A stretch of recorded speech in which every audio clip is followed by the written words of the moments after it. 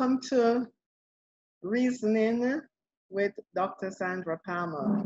Today, our special guest is Dr. Horace Williams, a longtime friend of mine, and he has worked in several industries. Horace has spanned bauxite, health. He spent years at the Ministry of Health. He has been in insurance, and over the past 3 decades has been in academia with the University of Technology. So today we welcome Dr. Horace Williams to Above or Beyond Reasoning. Now, Horace is going to talk to us today about higher education and COVID-19. We know that COVID has turned the world upside down, so to speak, and higher education has really been impacted. Education as we know it for the past few hundred years has evolved, but what we're seeing now is telling us that the future is going to be very, very different. And we want to explore that today. So Horace, I want to start by asking you, how are you and your institution doing? How have you been affected, impacted by COVID-19?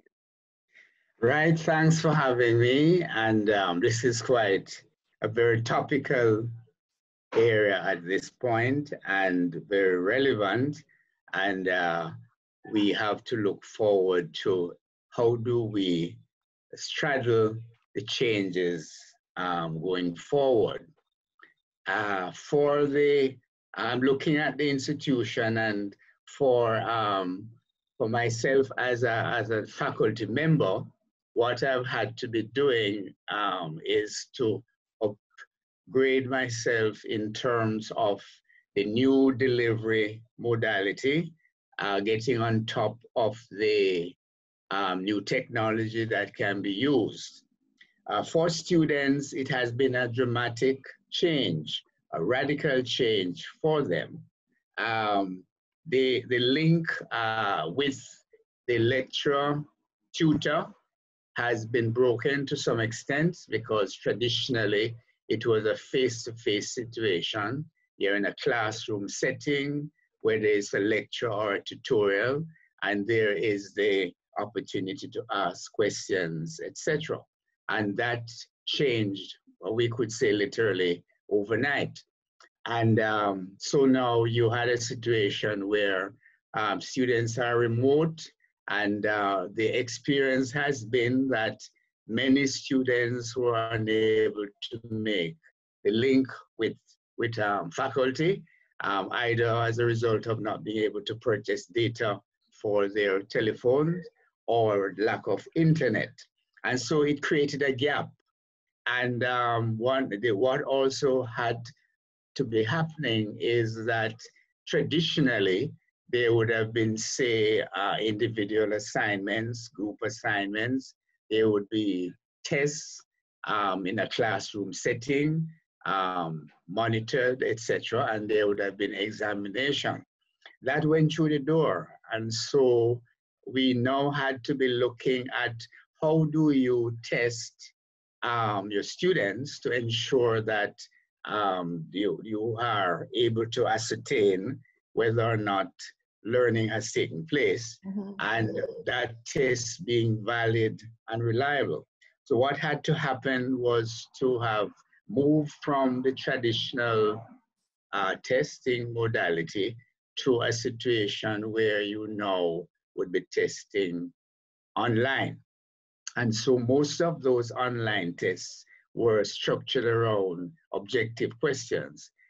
In some instances, there were essays, but an interesting aspect of it is, and that's a big question mark, is so you have 30 students at different locations in Jamaica doing a test at home or on their laptop or on their phone or on their tablet.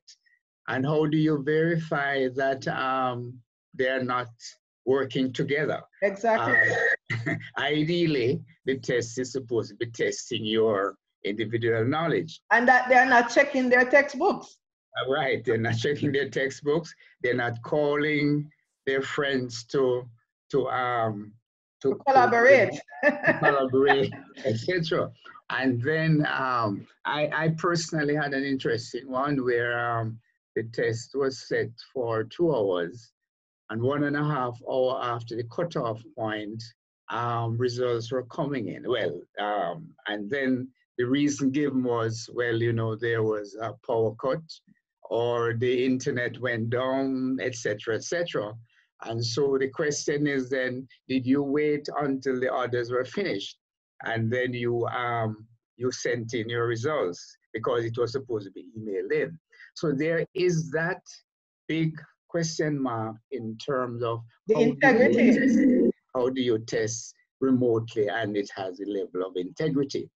And then now there is the matter of the students who are in areas such as engineering, pharmacy, building construction, land surveying, etc. Those have a component now where you need face-to-face. Yes, right. And so now what is going to happen? Well, what is now happening is that the practicum and the practical aspects of those have to be put off, and maybe some of those students may not be able to, let's say they were final year students who normally graduating in November of this year. Yes. It may be that some may not be able to, unless over the period of the 3 years to 4 years, they would have done enough practicum to justify meet the requirements.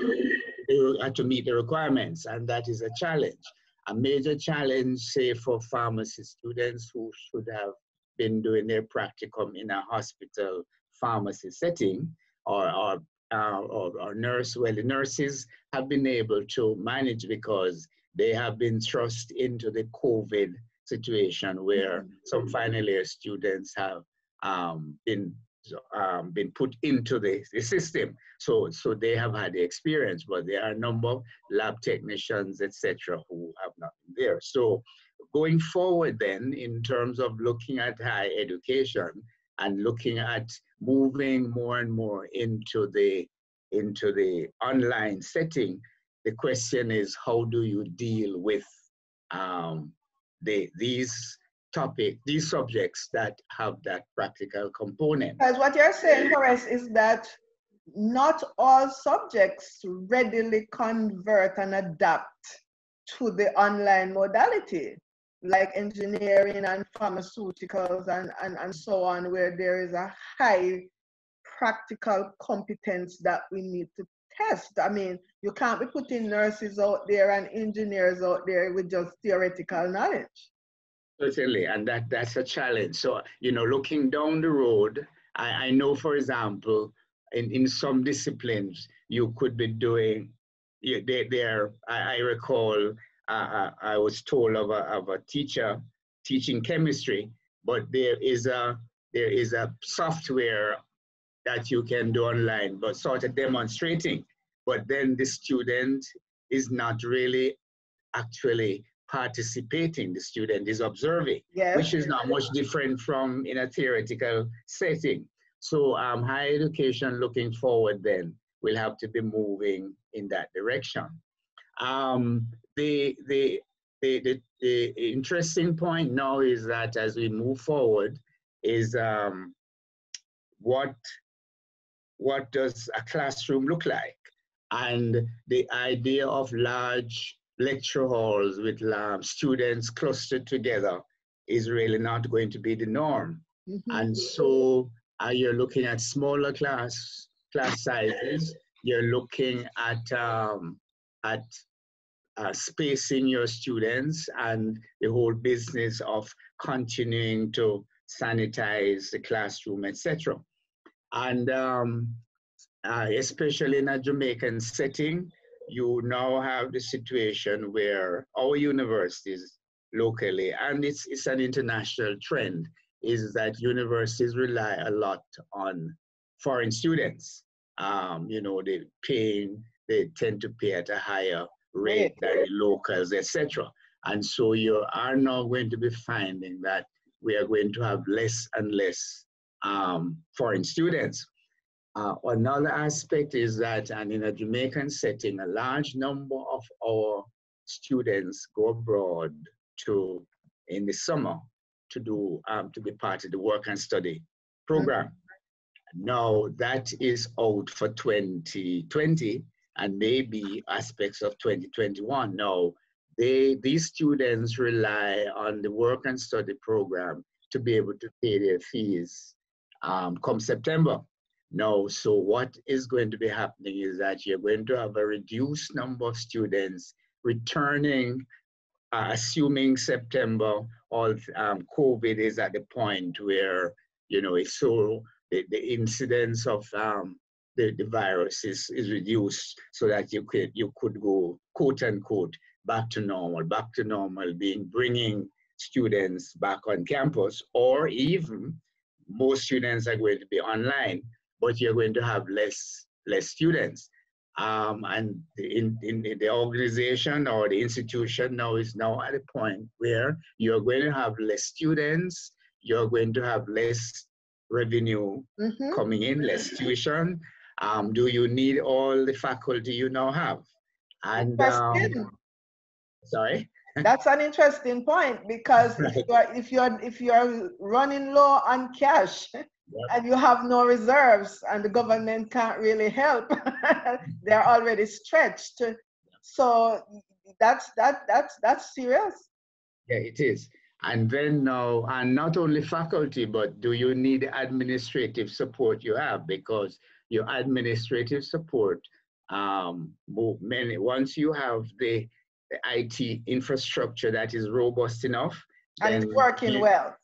And it's working well, then your admin support can be at home. Sure. So, but then again, you would not necessarily need all the admin support you now have. So it's now looking at a radical restructuring, and in terms of identifying what are the skills you need to have to be to deliver what is to be delivered. Institutions now will have to examine what are the offerings we now have, and as we move forward, do we need to have those continuing? So there's a real challenge now in terms of the cost of operations and the level of revenue that will be coming in to be able to maintain the present infrastructure. In terms of what is being done differently from a faculty perspective, certainly more and more faculty will have to get on board rather in terms of online delivery. And so the universities, especially I know for University of Technology and University of the West Indies, Mona, they have been running workshops for lecturers to get on board in terms of utilizing the technologies that's available to get to students. It also means that from the government standpoint, working with the carriers, in our case, Digicel and Flow, to increase their bandwidth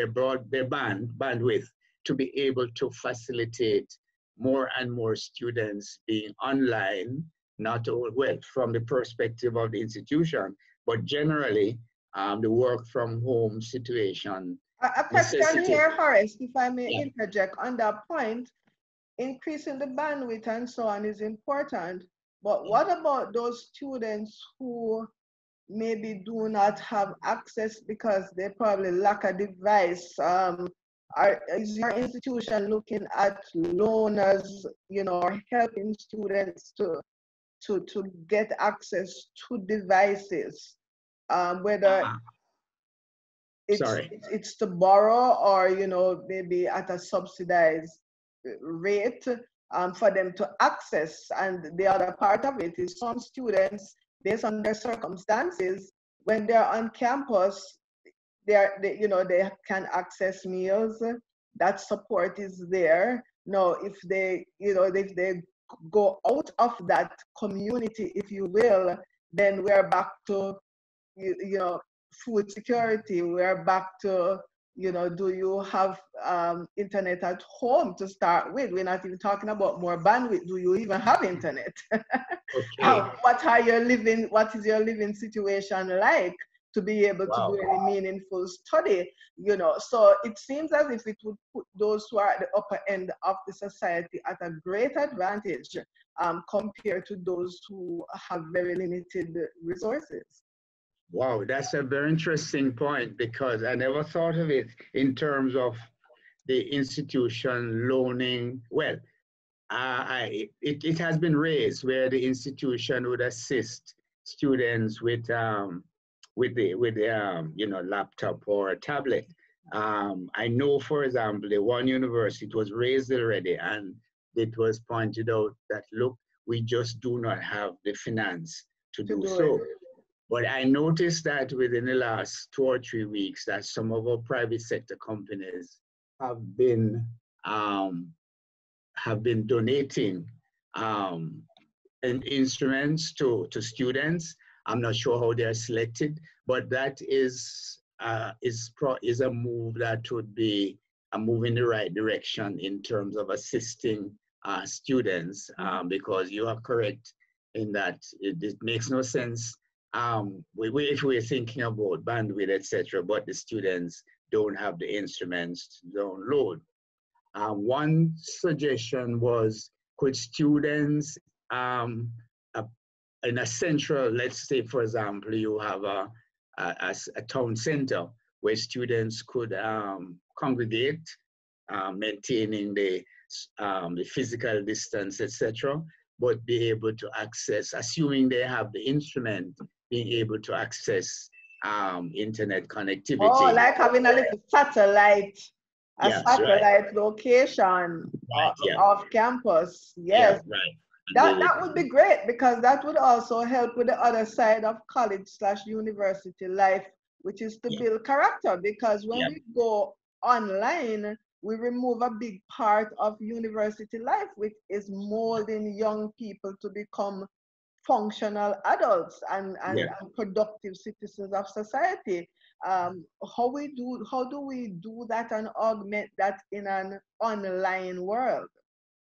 Well, that's a very interesting point, because a major aspect of university life is sports, your vibrant students union, your end of semester get together, your liming, etc. Now that is out. So the question is, to what extent in a Zoom environment or a group situation can the university facilitate students getting together, dialoguing, etc.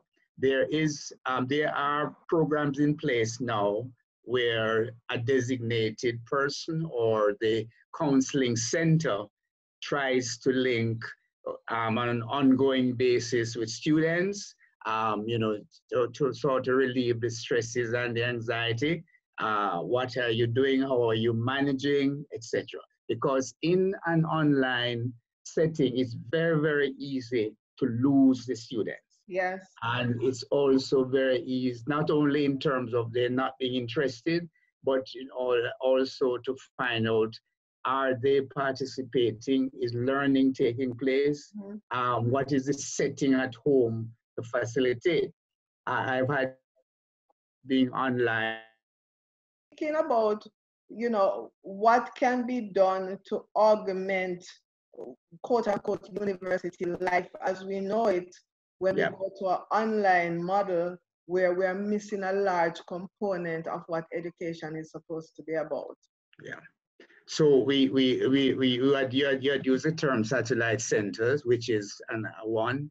Another is, how do you form groups online, and how do you find a mechanism to be able for students to converse?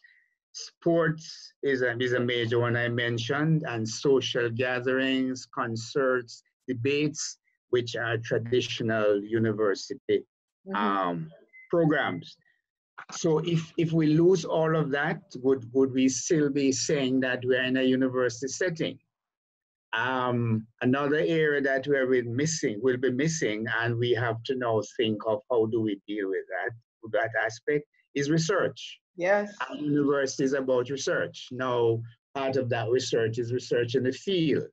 To what extent I can go into the field, which is the same situation as those practical subjects in engineering, etc., etc. Correct. How do you do that research? It may mean that students would have to still be coming in, but in smaller numbers and with a schedule of who comes when, you know, what date, when, etc. Because some research would be sort of what I'd call elongated, maybe running between semesters, has to be done during the holidays, you know, observing the reactions of chemicals, or if you're doing animal husbandry, etc., etc. So there, in the UTech doesn't have an agricultural program, but if you think of an institution such as CASE, College of Agriculture, where there are animals which have to be fed, have to be cared for, so you now have to set up a system where that continues to happen. So I was saying then that the learning modality would have changed. Lecturers have to now be up to speed in terms of the new delivery mode, but most importantly, how do students learn in this new era? How do you get them engaged? And I had started by saying, well, how do you ensure that your assessment is valid and reliable? And those are discussions that are now taking place. Some, as a result of finishing this semester, which we are now in, some testing had to be done, and those testing had to be done online. Now, as we move into, say, September, and there are some courses that are going to be definitely online. I should also mention here that in discussions with some university administrators, it has been decided, and that has been on the drawing board for some time, that some courses would definitely be online from here on. And so it's really now to firm up exactly how do you deliver, how do you assess, and that assessment would have to have the blessing of, say, the University Council of Jamaica in terms of the reliability and the validity. And here, Horace, I mean, these are some important points. I'm thinking though, when we move to an online modality, there's a general thinking that the quality of that type of education is not on par with the face-to-face classroom experience. Parents expect students to leave home and go to a place called a college or a university for at least 4 years. And if they do their master's, then we're talking about 6 years. And we expect them to come back home, if they ever do, as you know, credentialed and having earned their degrees and hopefully getting a job and well-adjusted citizens of the world. No, some parents and students are clamoring that they should actually get back a refund. They should get back some of the money that they have paid, because what they're getting now is not what they signed up for at all. And that has come up on several occasions in quite a number of discussions. And the universities have taken the view that no, we are not in a position to refund. But you are correct in that there is a view that online delivery is not the same, it should not cost as much, and therefore I think now come September in the new semester, students are going to be saying that, wow, and are you still with me? Yes, I am. Yeah, my system went away a bit. Students are going to be saying that the fees they are now charging should be less, but there is definitely a large portion of the population which is of the view that online delivery is not the same as face-to-face. I think it's substandard, actually. Yes, right, and so it's going to take some time, especially in the Jamaican environment, to convince the populace that it's the same. It's the same. So I want to touch on another point here, Horace. A lot of our students, yeah, and I think the ones who are at the top, let me call them,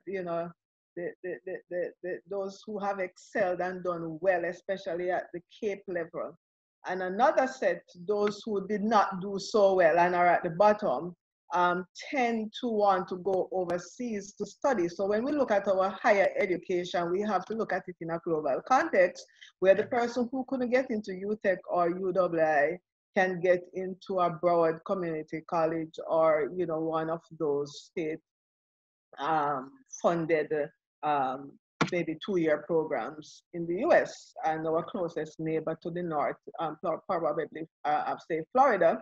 And then those at the top now are trying to get into the Ivy League universities in the US, whether you're Harvard, you're MIT, you're Princeton, Columbia, or to go to the UK and go to Oxford or Cambridge. Now, I want you to tell me, what does the future look like, as you see it, where these brand name universities, if they can offer more online, then their intake will widen. And if their intake widen, then the universities that are second and third and fourth and fifth year, the lower down you go, then the less students you would have. Because if I can get into a top university, even online, I would rather opt for that. Why would I go to a WB university that has no, the branding is not established? How do you respond to that? Because it seems that if we may have some fallout. Yes, certainly. That's a very valid point, and that is going to happen because instead of I don't have to travel to the United States to attend Columbia. I'm sitting at home here and having a job, and I determine based on my job. Many universities are going to see their numbers. Let's take the Jamaican context. As you mentioned, there are students who look forward to go to North America, UK, and Canada, as the case may be.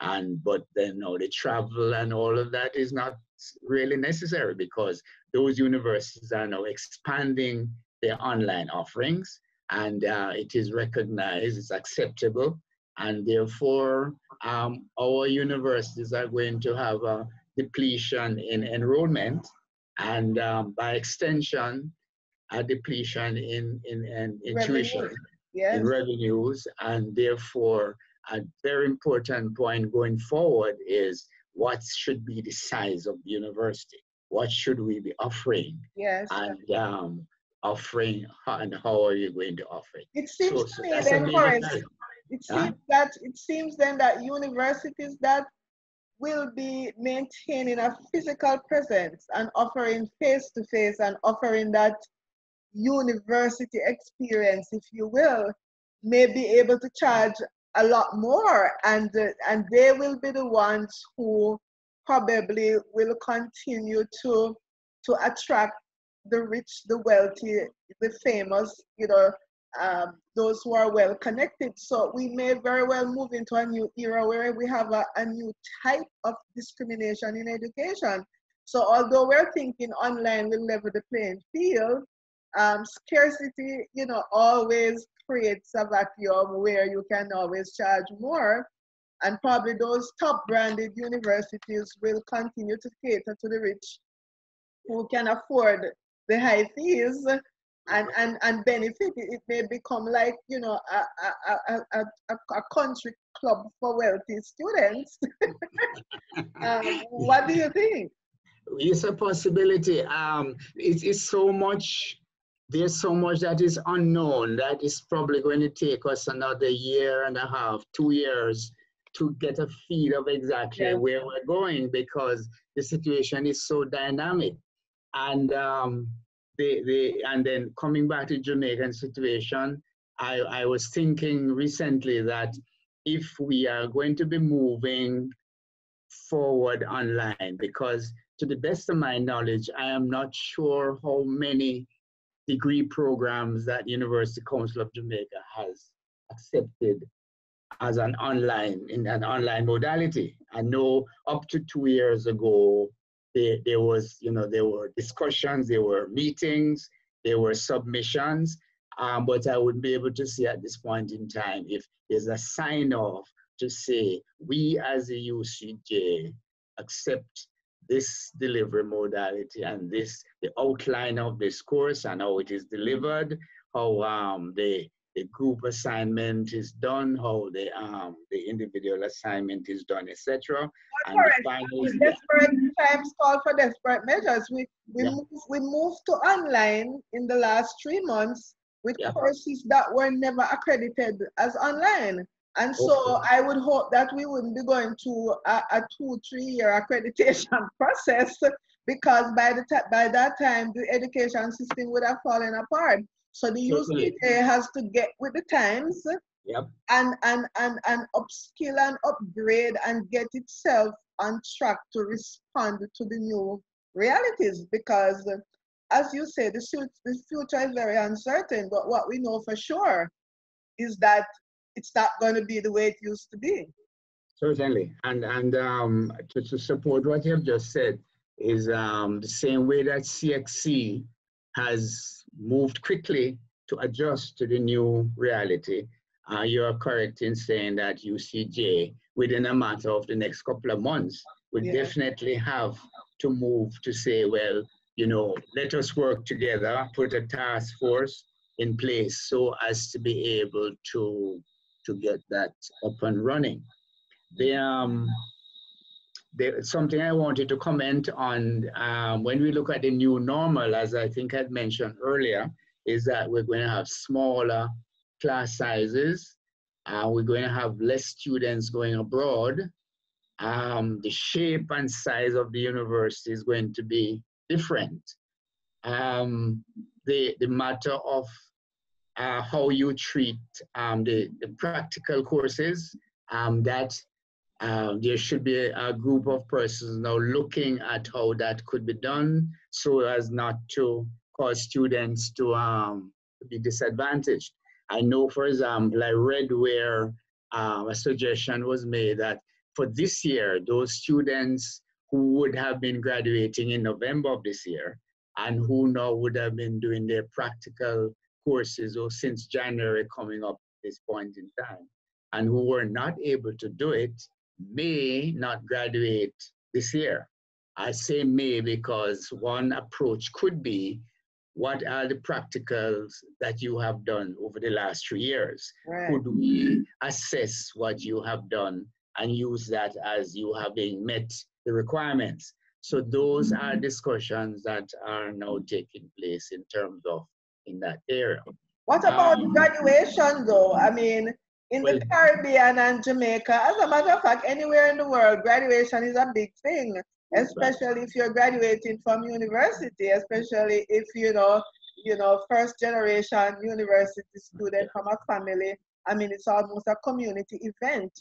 How do we respond to that? I mean, have you been hearing anything? What is UTech planning to do, for example? Well, there's no decision yet has been made on the November graduation. The idea was to look at the trend of COVID-19, but if it is felt that it would not be appropriate to go for this large gathering, then most likely we are going to adopt the approaches that I see in North America, where you're actually graduating in your house. Yes. You get your clothes and whatever, and you rig up electronic system to be able to have you parading, etc.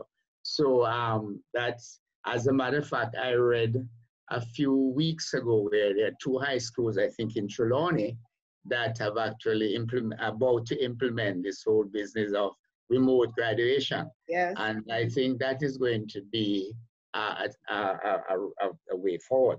But one of the interesting things about what's happening to us is that we had sort of taken so many things for granted, you know, such as like graduation. That should be a big deal, Yeah. large investments, etc. And we are now realizing that, you know, it's not quite like that. You know, I attended a funeral 2 weeks ago, just 10 of us, but we had to sing lustily so as to give the impression that it's You had a full house. Yes, right, you know.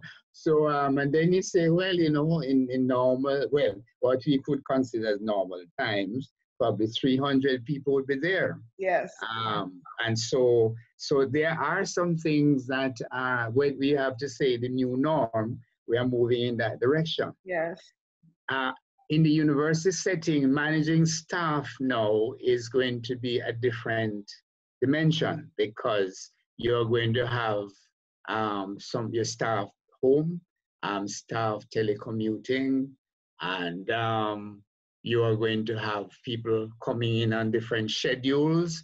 And the question is now, how do you appraise these folks? What is now a work week? What is a work day? How do I appraise you? How do I assess your performance? Mm-hmm. And what is my role in terms of how do I how do I cover insurance while you are at home delivering and at home, you know, receiving the information? And how do I ensure that the course content is